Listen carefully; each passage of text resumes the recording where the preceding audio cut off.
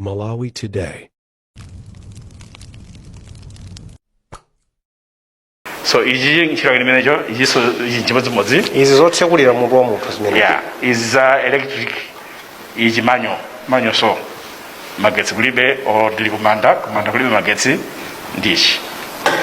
ukafika uri watsala pang'ono kuchotsa umeke chizo muja kukanula kuti chichoke bwino chitakauli za kurojoka tachotsa brain ija nipeni pali ya mitundu yaitali ngati uwu ngakhale uwu timati brain knife chifuma ngotenga uja bongo uja nkungojeka pakati choncho nkuona zimene ufuna kuona nomo kapena ikena kwambati maslice ndi madzi pang'ono amakhala madzumu kufewetsa slice ndiko panga slice aja umayika soketi mujamaika bread slice kugoneka chonchi yes nkumayesa chifuma mubongo muja muli dizi tosiyana timapatsi tosiyana tomwe mayira ya hippocampus chan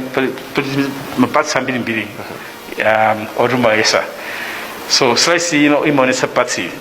again slice imonesa pati so the slicing is not just for pleasure is to reveal the important parts of the brain pali na imete control eye pali na imete control movement pali na imete control hearing pali ambiri ichifanya ya slice kuti onese the slicing follows what is written in the book to reveal say nucleus mwino jita slice pakuti that's why we slice each organ imene yatuluka timayita way nyamara yasana kwa scale moyo na possible pa makhandika scale kake kamene masera ziwalo za mtu momo yeah chifwa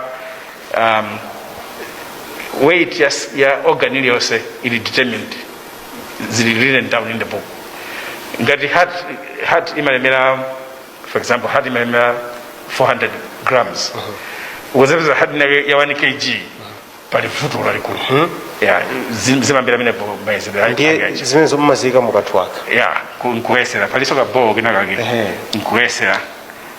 pasikeo paja nkubweretsa paja ndeti pazamba again slicing maorganaja kuti tuone cheni chimene chavuta kuti munthu uyo amwalire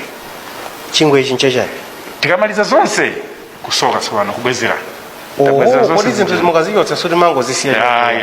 mubwezeretsenso munthu uja correct ubongo ubelera ku brain kuja kuskaa uja nacheka uja nkubwezera skaa ija